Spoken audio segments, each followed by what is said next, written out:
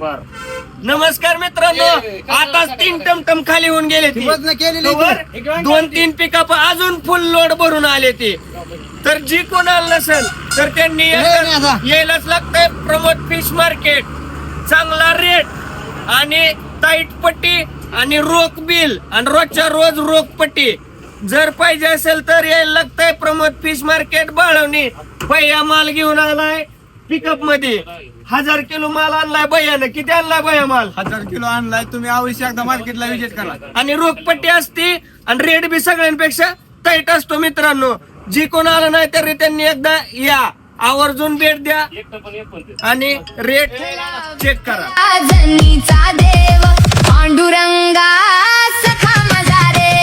आख्या मार्केट मध्ये एकटीचीच हवा, फक्त प्रमोद फिश मार्केट. दाखवा टपण.